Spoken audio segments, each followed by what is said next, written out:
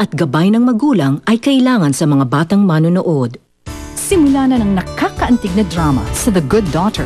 Kapartner ang Sunsilk Strong and Long, Nido Fortified, Tide, Tan, at Eden Cheese.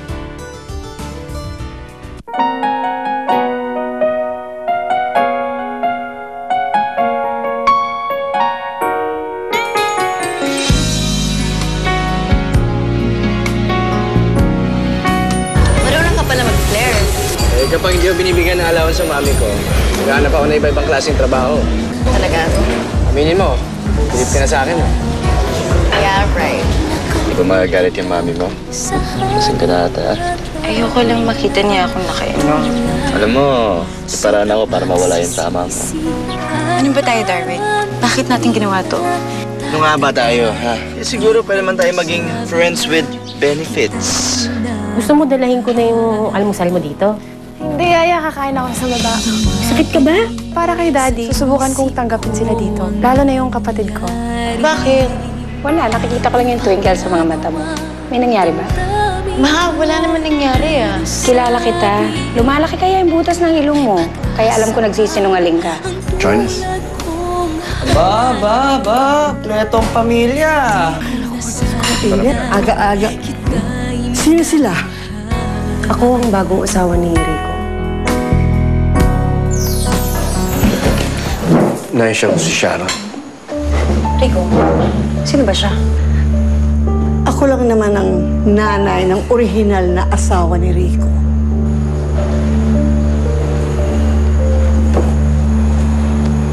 Hayaan niyo akong magpaliwanag. Ha? Magpapaliwanag po ako sa inyo, Nay. Wala ka naman dapat nang ipaliwanag eh. Ayan o, kitang-kita ko na. Pinalitan mo na ang anak ko. Kaya ang ibig sabihin nun, hindi mo na siya mahal. Hindi ba? Parang gusto mo lang magpalit. Ayan na, bago. Sandali lang po. Mag-usap po muna tayo. Bakit?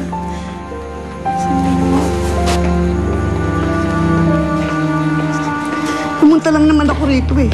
Kasi gusto ko maghanda sa birthday ng nanay mo. Kasi gusto ko lang maging masaya kayo. Dahil alam ko naman na mabigat sa buhay na rin ang nangyari sa kanya.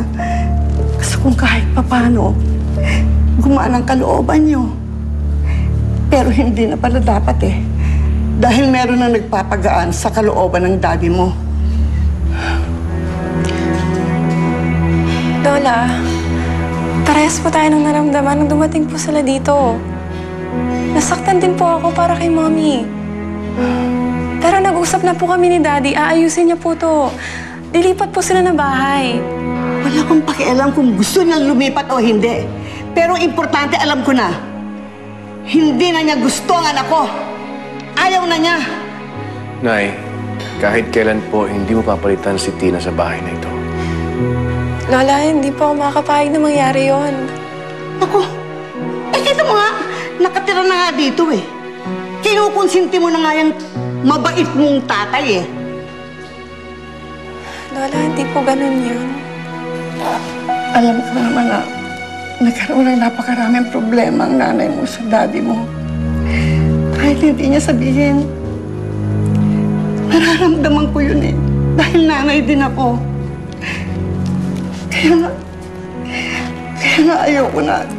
Dito sana tumira yung pangalawang pamilya ng daddy mo. Dahil parang hindi na niya ginagalang ang nanay mo. Parang hindi niya binibigyan ng paggalang ang alaala ng mama mo sa'yo. Mabuti pa hindi na lang ako nagpunta rito kung aabutan ko. Ayoko na bumalik dito. Lola, ayoko na lang dito. Iwan muna kami, Dad. Please. Umaasa naman kasi ako na pag nandito tayo, magkasama tayo magbabalikan uli ang dati nating pagtinginan.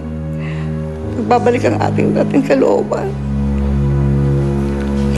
At umaasa rin ako na ikaw lang pupuno ng kakulangan ng nanay mo sa akin. Kalimutan kalimutan mo na ako. Kalimutan mo na ang nanay mo. Kalimutan mo na ang anak ko. Daddy, sundan natin si Lola. Tara, Dad, please. Rhea, now's not the time to pacify your lola. Dad. Hindi siya makikinig sa atin.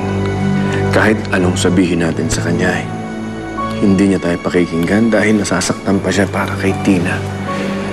At hindi natin maaalis yun sa kanya.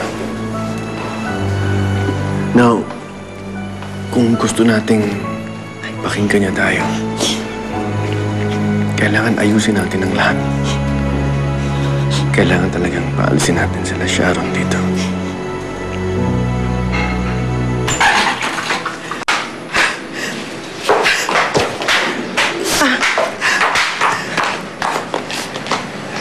Pasensya na ho kanina.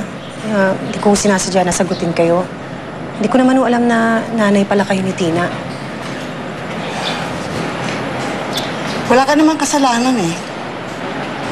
Pero alam mo kung ako sa'yo, iisipin ko munang mabuti bago ka magdesisyon na sumama dun sa lalaking yon. Nako, ang daming ginawang kahayupan niya sa anak ko eh. Mahal ko si Rico eh. Hindi ko naman ho pwedeng basta-bastang iwanan siya. Isa pa, lumalaki na rin ho yung anak namin. Ano? Malaki na? Ang ibig mo sabihin matagal na kayo? Buhay pa ang anak ko? Kapit ka na ni Rico?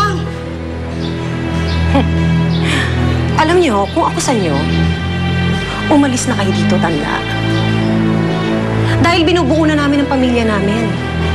At hindi na rin nakatira dito si Tina dahil ngayon, nabubulok na siya sa ilalim ng lupa. Walang hiya ka! Ahas! Mga agaw ka talaga! Ako ang unang minahal ni Rico. Sinalo lang siya ng anak niyo. Ngayon, wala akong inagaw sa kanya dahil binabawi ko lang kung anong akin.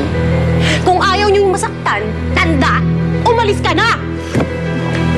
Yeah.